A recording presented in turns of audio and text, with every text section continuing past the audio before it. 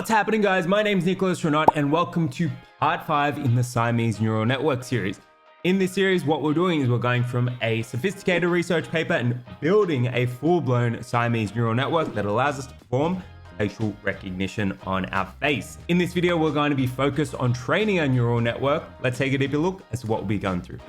Alrighty, so what we're going to be going through in this video is quite a fair bit. So we're actually going to be going through 5 key steps, and these steps are all to do with training our neural network. Now, step 1 is all going to be to do with defining our loss function, and this is going to be the loss function for our Siamese neural network. We're then going to define an optimizer. This is going to help us backpropagate our updated weights throughout our neural network. We'll then build a custom training step. So this is a really useful skill when it comes to building sophisticated neural networks because it allows you to handle multiple different types of inputs. So something which is definitely required when it comes to building really advanced styles of neural networks. Once we've built our custom training step, step 4 is all going to be to do with defining our training loop. So we're going to blend our training step with our training loop to be able to go to step 5, which is training our model. On that note, ready to do it? Let's get to it. Alrighty, guys. So in this video, as I was saying, there's going to be 5 specific steps that we need to go through. And this entire video is all to do with training our model. So we're actually getting into the nitty gritty now. So first up, what we need to do is set up our loss and our optimizer. Now, remember, the whole purpose of our neural network, or what it's trying to do, is minimize that loss, because that means that it's performing better for this specific function that we're trying to minimize. Then we are also, and we're going to set up our optimizer as well there. So that's going to help us perform back propagation through our custom neural network. There's a whole helicopter flying past my desk right now. Kind of strange, but anyway. Okay, so then in 5.2, what we're going to do is we are going to establish some checkpoints. And this basically means that if we need to, or if something screws up in our neural network as we're training, we've got almost like a placeholder that we can go back to reload our neural network from. We are then going to build our train step function. So this effectively defines what happens when we train on a single batch. Now, the basic process is that we use our model, we pass through some data, we get a prediction, we then calculate the loss. So whether or not it is determined with a specific image as being verified or not, and we compare that to the actual value. So we calculate the loss on that using binary cross entropy. Then what we do is we calculate the gradients for all of our weights across the network. We then use our optimizer to effectively backpropagate throughout that network to minimize that loss. And this is where our learning rate comes in, because we try to minimize that loss effectively to get it as small as possible. So once we've gone and done that, we then define our training loop. So our training loop is effectively going through every single batch for every single epoch and applying our training step. So a training step gets applied per batch. Our training loop does it over our entire data set over the entire set of epochs. Then what we're going to do is train our model. So we'll actually train our model in this video, so you're going to be able to kick things off. Okay, without further ado, let's go on ahead and set up our loss function and optimizer. Okay, that is our loss function now defined. Again, it probably sounds more intimidating than it actually is, but we have gone and written a single line of code. So I've written binary underscore cross underscore loss equals tf.losses.binary cross entropy, and then open parentheses, close parentheses. Now, in certain circumstances, you might also pass through from logits equals true, but I've got to do a little bit more research as to whether or not we need to apply it here. But in this particular case, I've tested it without that parameter set.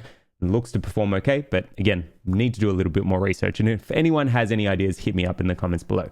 But for now, that is our loss function. So we've written binary underscore cross underscore loss equals tf.losses.binary cross entropy, and then open parentheses, close parentheses.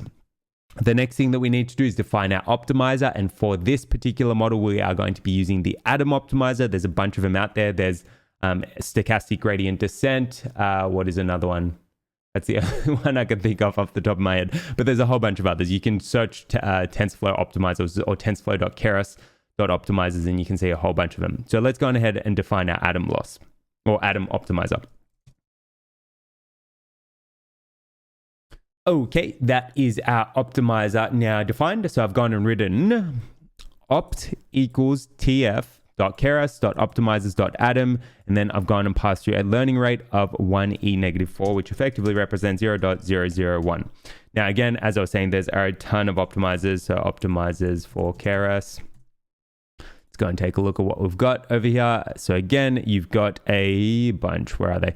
So these are some really popular ones over here. So you've got stochastic gradient descent, RMS prop, atom, eta delta, eta grad, eta max, N atom, and FTRL. I've never heard or used FTRL, but again, there's a whole bunch available here. If you want a video on optimizers, hit me up in the comments below. But for this particular case, we're going to stick with this bad boy over here, which is atom.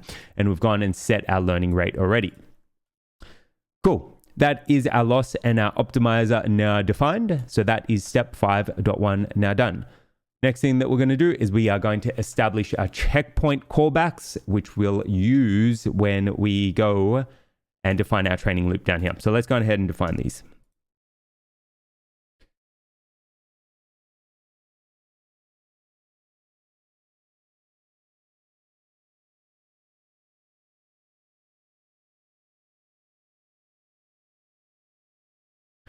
Okay, let's make sure that works. Okay, that is our checkpoint components now set up. So what we've gone and done is we've written 3 lines there.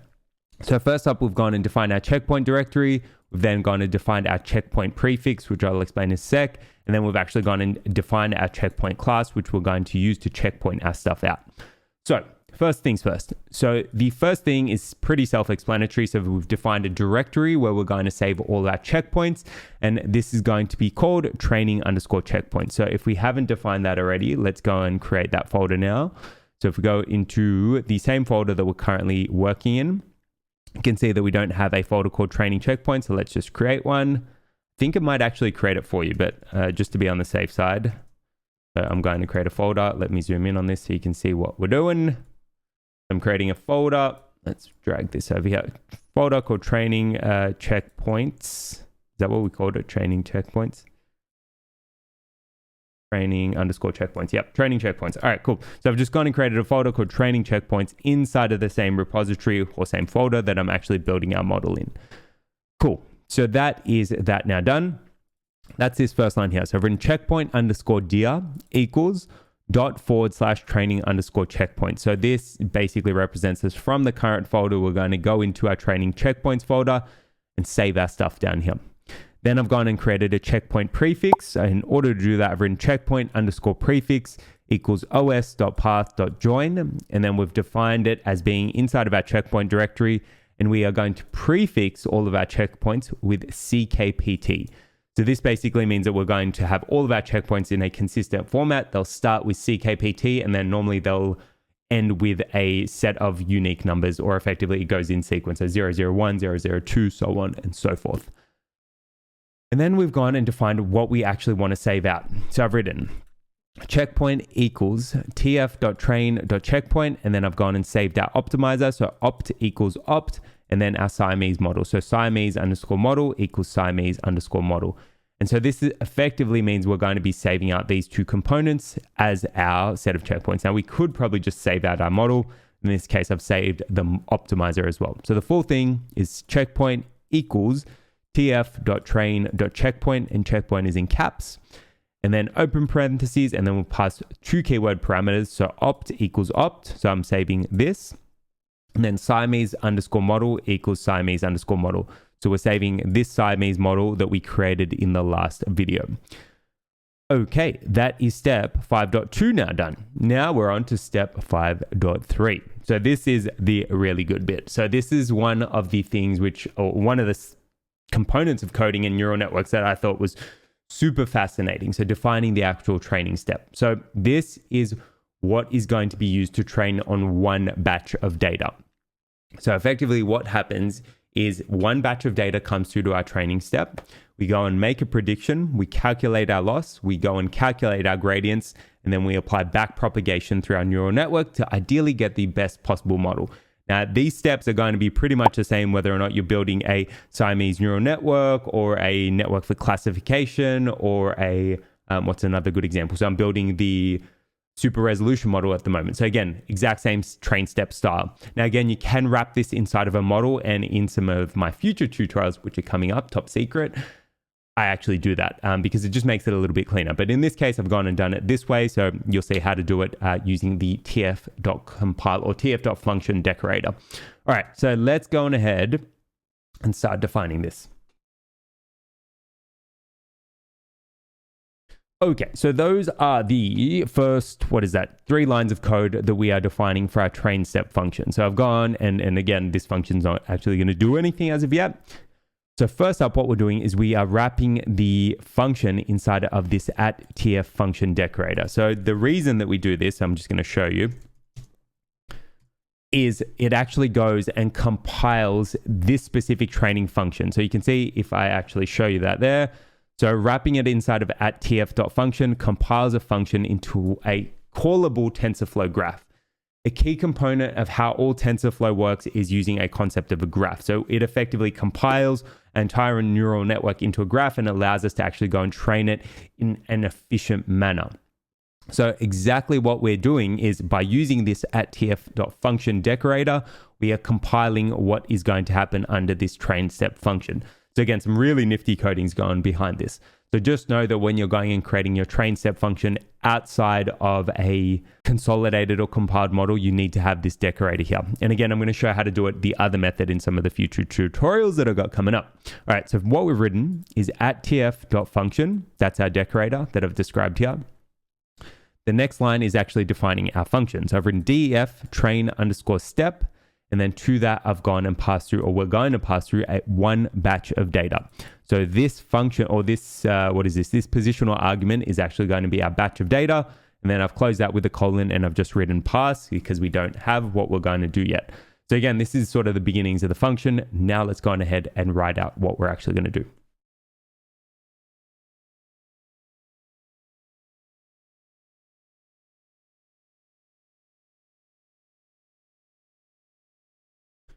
Okay, so there I've actually gone and written another 3 lines of code and I've started applying some comments. So first up, what I've written is with tf.gradient tape as tape. So this allows us to actually start capturing our gradients from our neural network model. So if I type in tf.gradient tape, let me show you the docker for this. So this actually allows us to start performing or calculating or performing our differentiation. So this is what is going to allow us to actually get our gradients for our neural network. So what is actually happening here is it's recording every single thing that's happening inside of our neural network, and it's trying to look at this function that we're actually defining to go and perform differentiation. Differentiation is, I guess, a component of calculus, and it's what allows us to go and perform our backprop across our neural network. So by defining with tf.gradient tape as tape, we're starting to capture all of the functions or all of the operations that are happening inside of our neural network so we can eventually go and calculate those gradients. So you'll see this in action in a sec. And then I've written a comment. So we're grabbing our anchor and our positive/negative image. So remember when we defined our batch, so what do we call our data again? I'm going to have to scroll up because I cannot remember now. We have called it train underscore data. So if we go and take a look at our data again, train let's call it test batch equals train.data.take one. So if we take a look at test batch, we need to, let's just convert it to a NumPy iterator.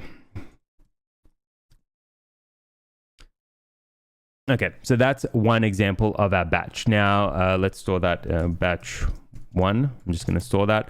So what I've done is, again, you would have seen me do this in the previous tutorials. I've written test underscore batch equals train underscore data dot as NumPy iterator. And then in order to get one batch, we can use the dot next method. And I've stored that inside a variable called batch underscore 1. And if we take a look at our batch, it is made up of, it should be made up of 2 components. 2 or 3? Okay, 3. Perfectly fine. So it's made up of 3 components. I thought the first 2 might be consolidated, but that's perfectly fine. The first component is going to be our anchor image. So if we take a look at 0, this is the representation of our anchor images, and it should be the same shape as how many images we've got in our batch, which in this case is 16. So we've got 16 anchor images in the first part of our batch.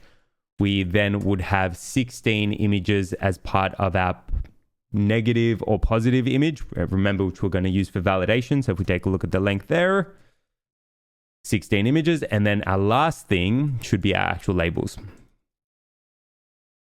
You can see we've got all of our labels there, and in this case they're all zeros, so that is perfectly fine.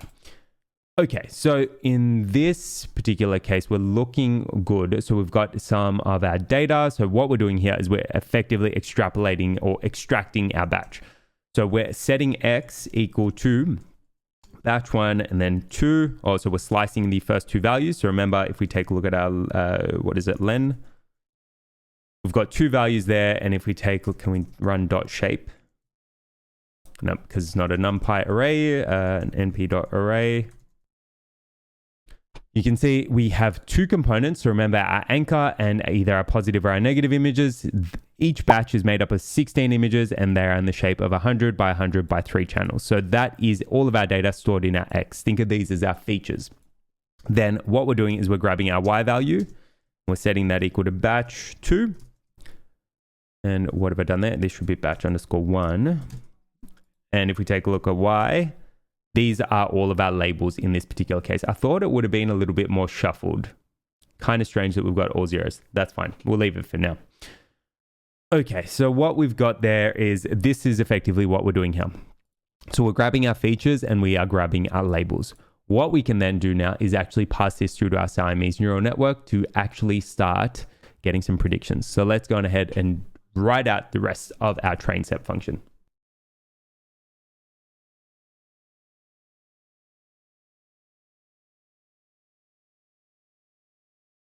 Okay, so those are the next two components of our train step. So I've gone and completed our forward pass and we've gone and calculated our loss.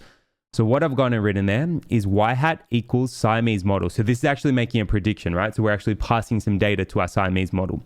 So y hat equals Siamese underscore model, which is coming from here.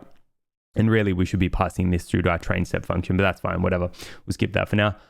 So y hat equals Siamese underscore model, and then to that we're passing through our x, which we're getting from here, so our features, and we're setting training equals true.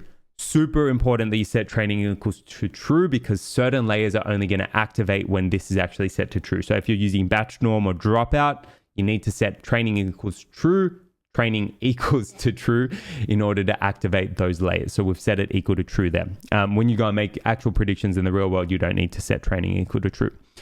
Then we've calculated our loss. So our loss is equal to binary cross loss, which is what we defined over here. And we are passing, so let's actually take a look at the doco for that. So if I type in tf.losses.binary. So what we pass through to this is, so if we take a look here, so you can see there that we first, let me zoom in on that. So to our binary cross entropy loss, which you can see there, so tf.keras.losses.binary cross entropy, we first pass through our y true value and then our y predicted value in order to calculate our loss, which is effectively what we're doing over here. So we're passing through our y true value, which is our label set from over there, and we are then passing through our y hat value. And because these are floats, these are interpreted as a probability. So I think that's why we can get away with not setting from logits equals to true here. But again, if anybody knows any better, hit me up in the comments below. I'd love to hear your thoughts. Okay, so what have we gone and done? So we've gone and done our forward pass. So this makes our prediction. We then go and calculate our loss. And we've written loss equals binary underscore cross underscore loss. And then we pass through y true. So this y here is y true, right? Remember, again, where's our doco? We pass through y true, then y pred. In our particular case, we're passing through y true and then y pred. So y hat is another name for y predicted, or the predicted outcome in this particular case. Perfectly fine calling it y hat. You can call it y true if you want. Okay, we are almost there for our training step function. And this is super cool, guys. So this is the building, or the true building blocks of actually building a neural network. You go and calculate or produce a forward pass, you calculate your loss. All that's left to do now is actually perform or calculate our gradients and then go and perform our back prop. So let's go ahead and do it.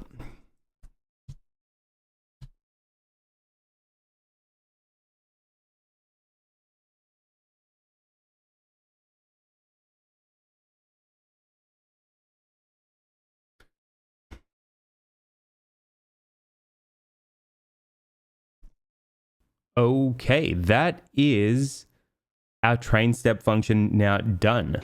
Now, in this particular case, I don't think we're actually outputting our loss, but that's perfectly fine. If we wanted to go and output some information, we definitely could. You could also wrap it up inside of a model. And best practice actually probably dictates that you probably should do that. I've sort of skipped through it, but that's perfectly fine. So the last 2 lines of code that we've gone and written is grad equals tape.gradient. And this is actually starting to use our tape that recorded all of our operations through our neural network to go and calculate our gradient. So I've written grad equals tape.gradient, and then we're grabbing our loss and we are going and calculating all of the gradients for all of the different trainable variables inside of our neural network, and specifically the Siamese model, which is our neural network. So I've written grad equals tape.gradient. First positional argument is our loss, which is this over here. And then we're basically saying calculate all of our gradients with respect to this loss for all of our trainable variables. So the second positional argument is Siamese underscore model dot trainable underscore variables. Then in order to calculate our updated weights, I've actually written a comment so called calculate updated weights and apply to Siamese model. Then in order to do that, I've written opt dot apply gradients. And then what we're doing is we're zipping all of those gradients and we're actually going and applying them through all of the different trainable variables. So then we've written zip grad, which is this over here. And then we've passed through Siamese.model.trainable underscore variables. So in a nutshell, what these 2 lines are doing are first up calculating all the gradients for our different weights within our specific model with respect to our loss. Then our optimizer is actually applying our learning rate and slightly reducing the loss by changing our weights to be a little bit closer to the global optima. So effectively what we're doing is imagine we've got this big curve. If we know that right now our gradient is down here, if we apply a learning rate to that gradient, ideally what should happen is by applying them in a certain direction, we're effectively going to reduce our loss across the board as we go and train our neural network. So again, if you want a deeper understanding of this, do hit me up. I'm more than happy to write a little bit more or give you a little bit more information. Okay, but for now, what we've actually got is we've actually got our train step function. What we might also do is we might also just write print loss here so we can see if that actually runs. Okay, can't remember if we need to do something a little bit more sophisticated here to get our loss, but that's perfectly fine. We might also need to return it down here, return loss. We'll see if that works.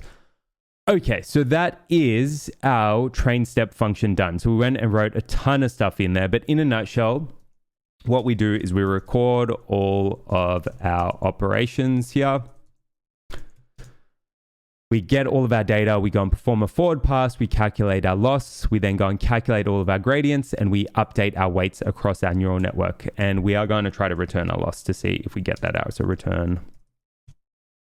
The one disadvantage to actually training it using this method is that you have to go and define all of your progress bars and all of your loss metrics being output. When you actually wrap this up inside of a model, it does look a little bit cleaner. So that's something that I went and learned after I actually built up this tutorial, but that's perfectly fine. I'm going to show you how to do that later. Okay, so in this particular case though, we've got our train step function now defined. Now what we need to do is actually go on ahead and build our training loop. So let's go on ahead and kick that off. Okay, so our training loop is going to be called train. I know, super unique, but in this particular case, I've just written def train, and then to that, we're going to pass through our data and the number of epochs that we want to train for. And what we're then going to do is we're effectively going to loop through the epochs.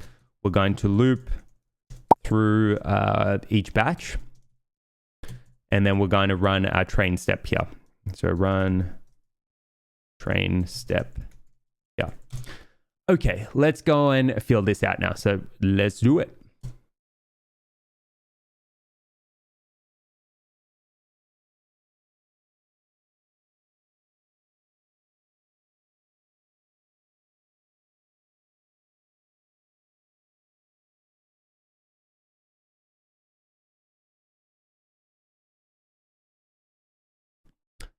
Okay, let me just paste that there for now. We'll come back to that. Okay, so that's the first loop now done. So we've gone and we're effectively looping through each one of our epochs.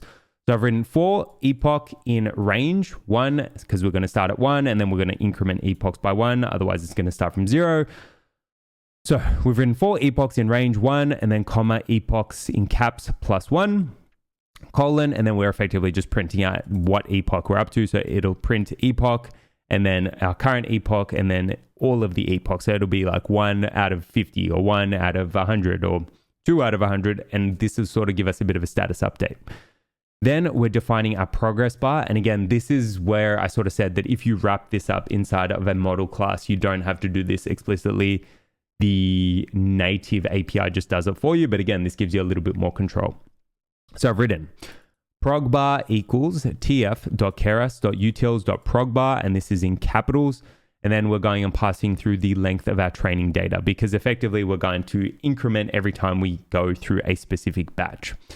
So that is our first loop now done. Then what we need to do is actually loop through each batch. So I've written for idx, batch in enumerate train data. So this is going to give us a counter and the actual batch itself. Let's go on ahead and finish this up.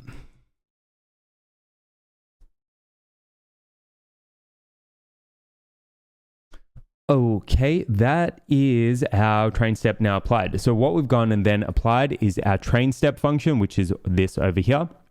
And we're applying that to a single batch. And then we're updating a progress bar. So I've written progbar.update, and then we're passing through a specific index, which we had from up here. So effectively, every time we go through a batch, we're going to update our progress bar, and that gives you that cool little Keras progress bar that sort of goes across the screen. The last thing that we need to do, and again, this is optional, is to go and save our checkpoints. So let's go ahead and do that.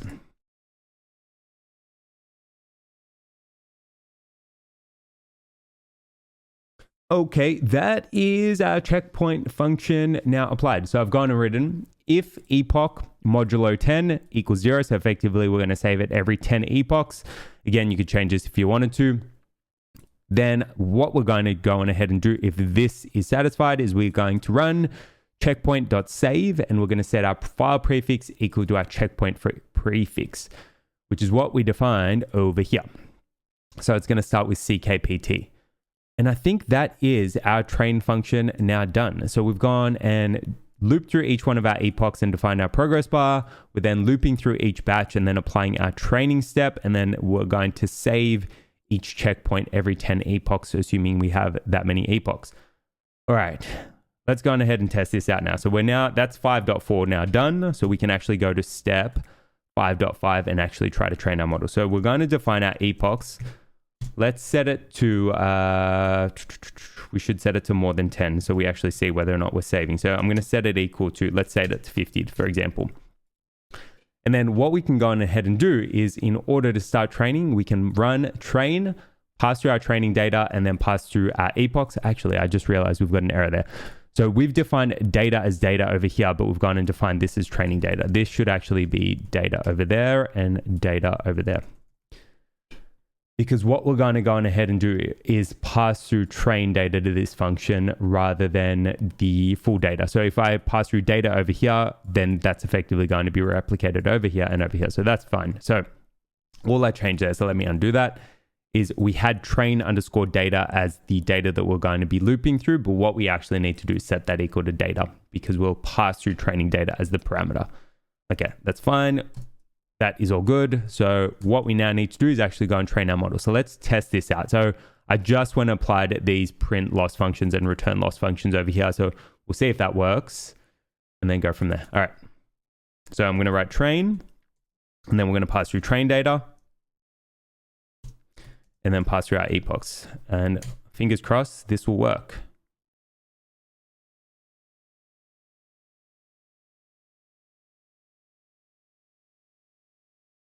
We're not actually returning our loss. We need early eager execution in order to print that up. Okay, that's fine. You can see that we are actually training in this particular case.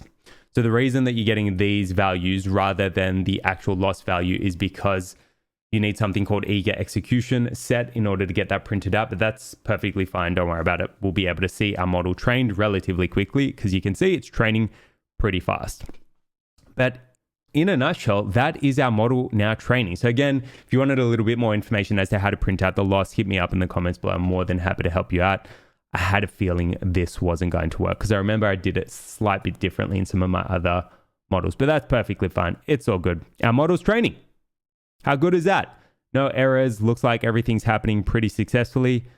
So on that note, that about does wrap it up. So let's let this finish and we should be good to go in the next tutorial. So on that note, that about does wrap it up. So what we've gone and done is a ton of stuff in this tutorial. It's still training at the moment, but we have gone and defined our loss and our optimizer. We've gone and established our training checkpoints. We went and built our train step function, which is a custom train step function. And again, I think the lesson learned that I took away from this series is that it's probably more efficient to actually wrap this up in the model class because you get all of the progress bar stuff, able to print out your loss function a whole heap easier. You don't need to work with eager execution. That's perfectly fine. It's still going to work. We then went and built a training loop and we're also kicked off the training of our model. So ideally, in the next video, we'll actually get to evaluate it, save it, and then perform a real-time test. But on that note, that about does wrap it up. Thanks so much for tuning in, guys. Hopefully you enjoyed this video. If you did, be sure to give it a big thumbs up, hit subscribe, and tick that bell. If you've got any questions, comments, or queries, by all means, do hit me up in the comments section below. I'll be happy to help you out. Thanks again for tuning in. Peace.